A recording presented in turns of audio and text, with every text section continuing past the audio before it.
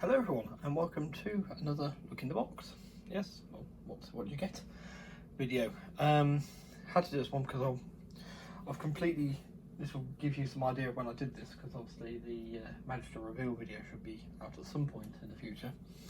But basically, I've lost my mojo with that. It's just it's a tiny aeroplane. There's an absolute ton of stencils and that to go on it.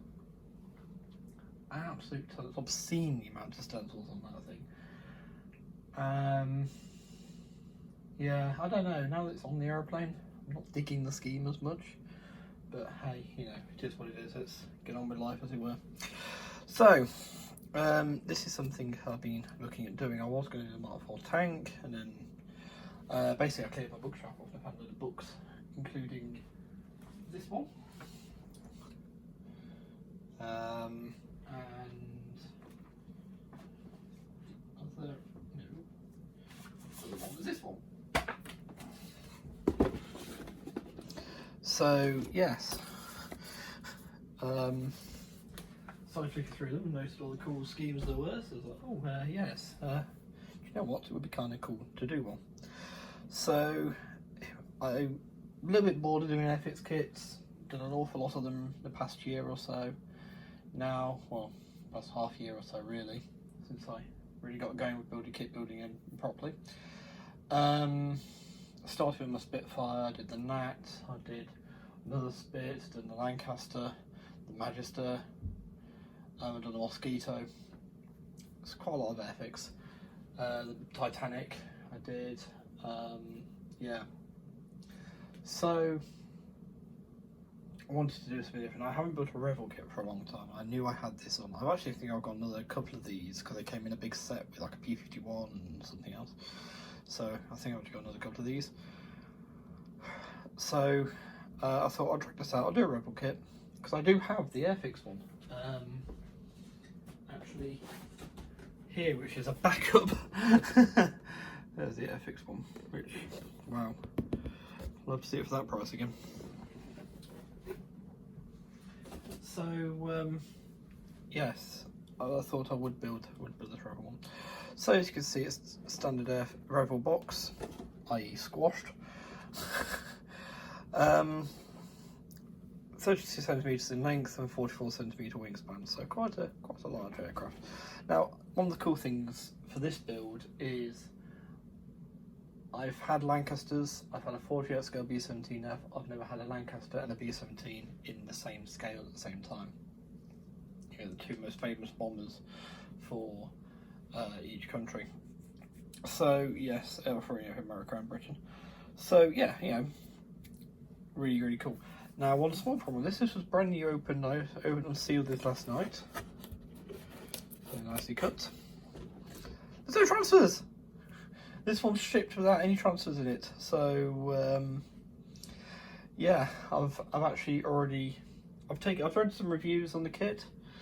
And people are saying it's pretty good. There's some talks about this being slightly wrong shaped or too tall, too short. This being too tall. I mean, I could cut it down a bit. See how bad it is when it's actually on the model. Compared to photographs of Sally B, that sort of thing. You know, see if I can do anything about that. Maybe see how much it bothers me, basically. Apparently the fuselage was a bit too narrow. It's some weird stuff, but apparently it's because the wings are too thick at the root, but other people are saying it really just builds into an I-17. It was a game changer when it came out. This just go off here, because people expected. I think this there was rumours around that Revell was importing a model from South Korea, Republic of Korea. And they're expecting to get the Academy kit to be released by Revell, and then this appeared, and it's clearly not the Academy kit. It appeared before the Airfix one. The Airfix one's a younger model than this. And credit to the RWM on the back end. I think the Boeing Vintage Aircraft Association or whatever on the title. In the instruction I'll look at in a second.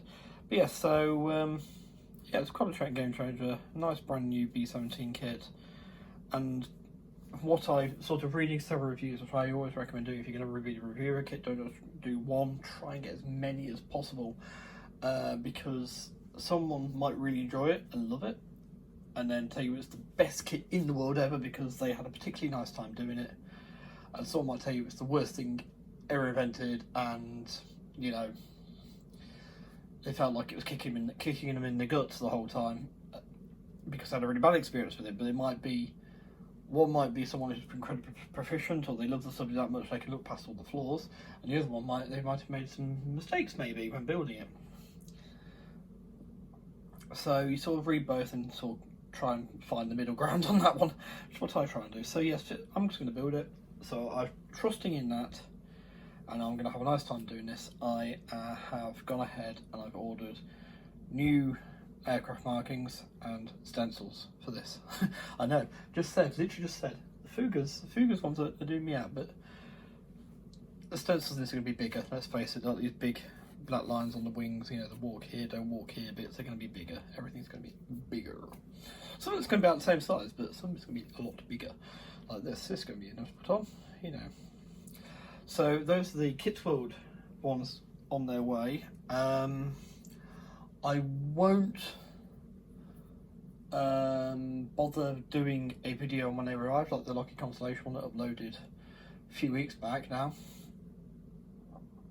What I'll do is I will talk about the quality of them, if I remember, when I do the final reveal of the model, and just say these are the Kits World transfers.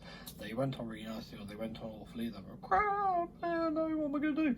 So yes, I have an identity. I know the identity of this B-17, what it's going to be, and that's for you to find out when I built it. So yes, quick look around the box. Obviously, this isn't a review. I probably could get replacement transfers, and nice pictures of it there. That's that. I think it does look quite tall, doesn't it? Probably just do cutting down slightly. That you can hear moving around inside is just a business card. But yeah. So, but say typical Revell box. Yeah. They do better putting it in tissue paper, I think. It might be stronger. So instruction sheet.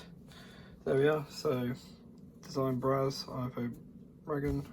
Special thanks to Imperial Museum Duxford UK for the support. So either Sally B and or I've forgotten what the name of the one used to be. Is it Marianne or something like that? Used to be the name of the one in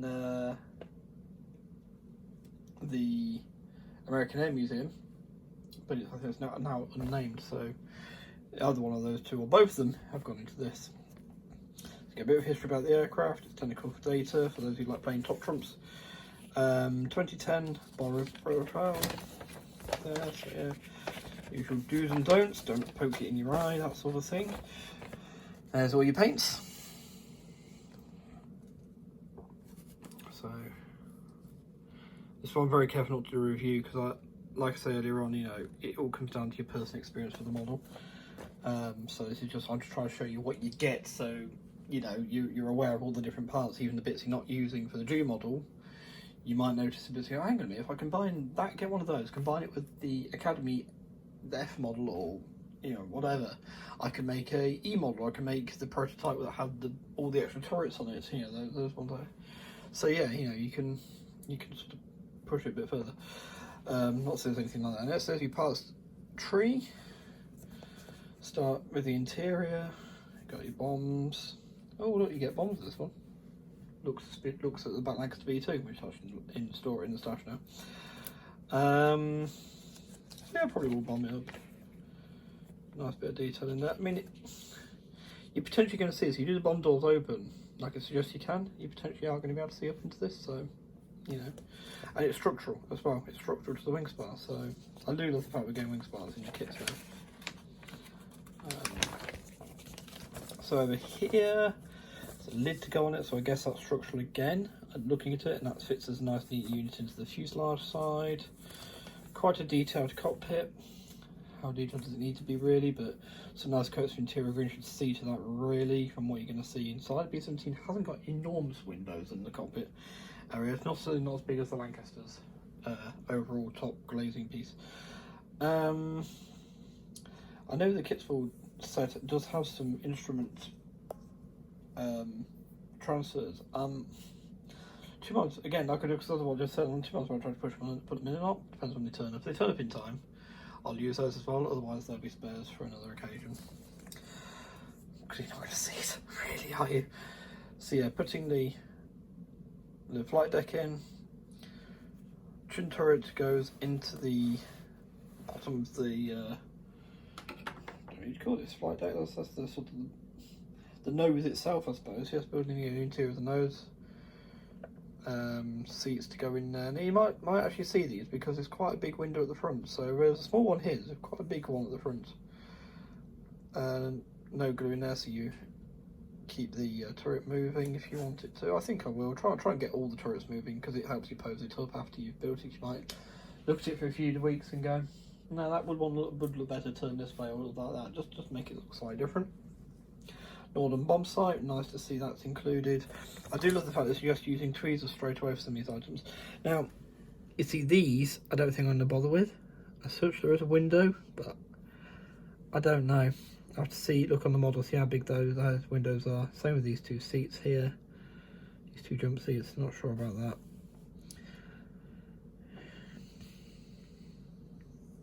You have a domed button underneath, that's interesting, rather than the ball turret.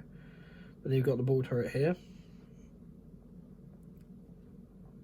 And tail turret. What looks good here is the ball turret has got its guns.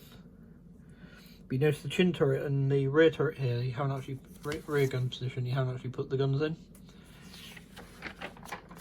For how it was painting, I watched Tom Grigot's build of the, is it Grigot? You know, the chap that does the stop motion, you'll know him. You'll know him if you look at models on YouTube. You'll know him, he does all the fantastic stop motion videos. I noticed he actually modified his Airfix B-17 gun so he could remove them all without painting. It's nice to see that Revell here are actually helping us out, meeting us midway with some of these things like this here again. So you could put that piece in there, put that into there, and then leave the barrel off. So you could actually achieve the same effect without having to self-manufacture. Maybe that's pointing out to the Revell one, who knows. Two different styles of canopy, that's interesting. Not sure the FX one comes with that or not. And again of the actual nose cone, with the actual nose perspex. Bring it all together with the top turret going in. I have noticed on some builds of the Airfix one, that's still sticking out quite a way. It should stick out, should be a bit of the sort of shoulder underneath the moving part of the turret visible, but yeah, some of it I'm seeing quite a lot of it, so I'm not sure if that's some of the kit or whether what. So well, again, that's something I'll find out when I build the Airfix one day. This bit intrigues me. This is the cheek turrets and cheek panels going into the nose. Now that's going to be painted on the inside and the outside, so you're going to I'm going to put the masking on the outside of this before I put it into the aeroplane. I'm actually really tempted to, once this is together, to stuff this all full of tissue and just paint these separately, because then I can put the guns in all separately and everything afterwards and then just onto the aeroplane. That's my thoughts anyway. Because it's going to be, the bomber will be silver, it's going to be a silver fortress, a bare metal fortress, so it's going to be without the Fuga spray. Not sure if it's going to be a Tamiya spray or not, but yeah, it's going to be sprayed, so it's going to make it easy. As long as I use the same spray, it'll be all consistent. Building here, building the wings. So like there's some choice in the flaps. If you want to, you can cut them off if you want to pose the flaps down. That's cool. What else is this? Oh, undercarriage bay, is it? Yeah, undercarriage bay components there. Quite a lot going on. Ailerons, pole posable. And the way it's all posable. I think that's all the rudder was posable. Yeah, the rudder was posable as well. So that's cool. So you can really sort of position it up. That was something I seem to remember on the other kits. So you could I think it's the Lancaster, wasn't it? Again, you could pose some bits, but you couldn't pose all of it, which is a bit of a shame. Some nice detailed engines there. Look of it. Look pretty good to me. What you're going to see them again. You got some extra bits here because once the cowling's on it, you know. Building the undercart. Tail wheel, putting the wings on. Here's where you can choose to have the bomb doors open or closed. If you want them open, you have to cut them. So it's just scoring it gently with your knife. Take your time, work your way through it. And then, oh no, you can actually leave the ball turret guns out as well. That's really, I'm really digging the Revell one for this. So it's not a review, but I'm just from a personal point of view, kind of, you know, thinking about how I'm going to build it. That's it. So yeah, this bit we need to look at. So the two skins that come with it, you've got B-17G 35VE, serial 42-97880 DFF, Litmus Mischief. And that serves with the 8th Air Force, 1st Air Division, 1st Combat Wing, and 91st Bomb Group, 324. Is it 24th? 324th? That should be 24th, not 24th. It didn't sound right. As I said, I don't know why I carried on and say it's like, you know, okay, well, we're in for a penny, in for a pound. Let's stampede into this car wreck. Yeah, 324th Bomb Group. But I kid you not, look. Bomb Squadron, Bassingbourn, UK 1945. This is obviously where the Memphis Belle was based back when it was in England. So Litmus Mischief actually had the components of 13 B-17s put into it to keep it airworthy. And this is why you end up with an olive drab tail, and there's a panel here and there that are olive drab as well. So quite an interesting aircraft, very interesting subject. The other one is a totally olive drab and neutral grey one with the red wingtips and everything. Again, another 91st. This is B-17G 30-BO, serial 4231909 ORR, named 909.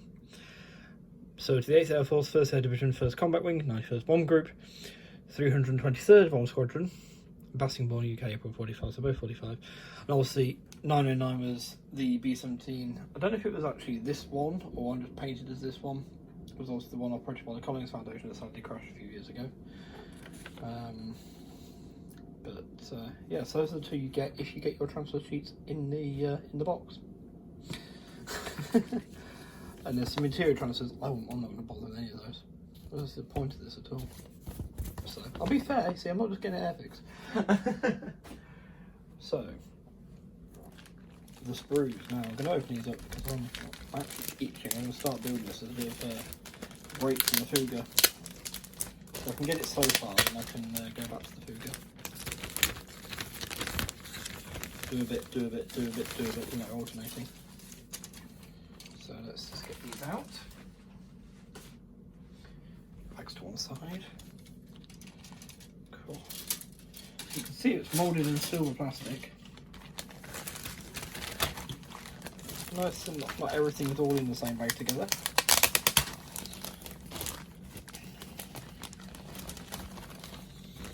I seem to remember when I was younger, Revell kits were either really top notch or they were absolute, you know, awful kits to build.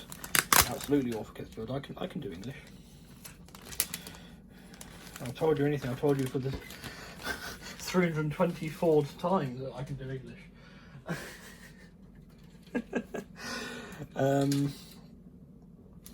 Let's see, that comes separate. I see some bits have leapt off the sprue there. This component looks like part of the tail turret glazing, maybe. There's all different noses, and there's the cheeks. There's the two different canopies. Very cool. Looks to be nice. But if you get the choice of two different styles for this as well. That's cool. It looks really nice and visible though. Very cool. Pop to the side.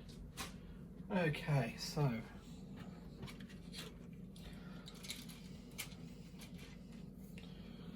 the detail is actually all engraved.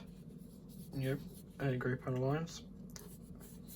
And the only thing is, I took a photograph of a B-17 wing in silhouette from sort of that angle. You'll see it now.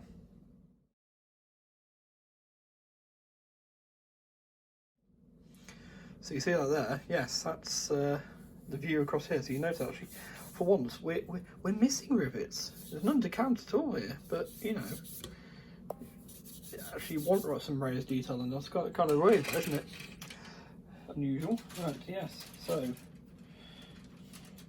got a feeling. Yeah, this is our wing spar. assembly. So this will be the one I want first, probably. Bomb bay doors there. It's very nicely detailed interior parts. Yeah, doors through the aircraft and stuff like that. Shame I won't be needing them anymore. Yeah. So there's the other wing sprue. It's like part of the tail wheel assembly there, maybe. Undercarriage. Thanks. There's your chin turret.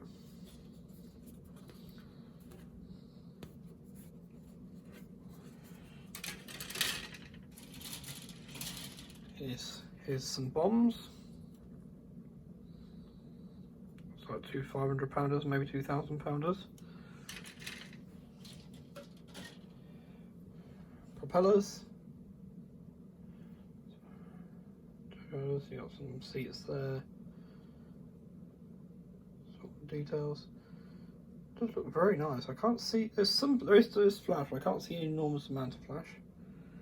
Nice texturing there for the fabric control surfaces. The bit we all really want to see on the fuselage halves. So that's where your nose piece will go into.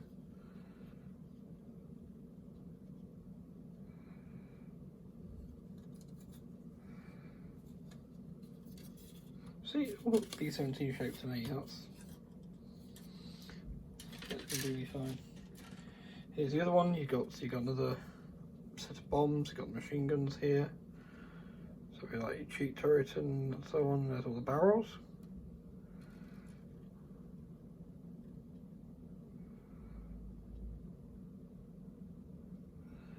Usually I'll turn my computer off and I'll do this sort of thing. But sorry, I'm making a RAR file, backing some files up, and it's reckoning it's got 6 hours left. I mean, it was being set out for the past 3 hours, so you know it's going to take time. But it's not going to take that long. It's all based on what it's doing in that moment in time. And here's the last sprue with propellers, tailplane. So your wheels are not weighted. Look a bit, so a bit of sanding will do that. And I think that's the only other thing I've got to mention with this. It doesn't come with a crew.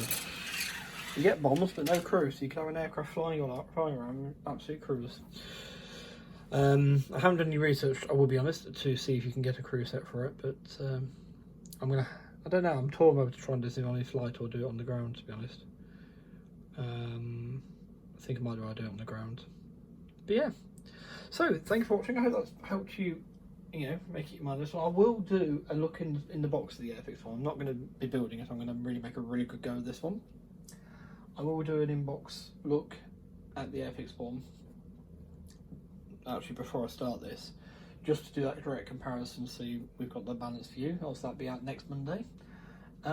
Also to look forward to, if I've pulled out, is a Tornado by Italeri, which is another kit company we haven't looked at yet on this channel. We haven't looked at any of their models yet, and it's another one I haven't built since I was last sort of really seriously doing the hobby as seriously as this, so yeah, looking forward to doing that.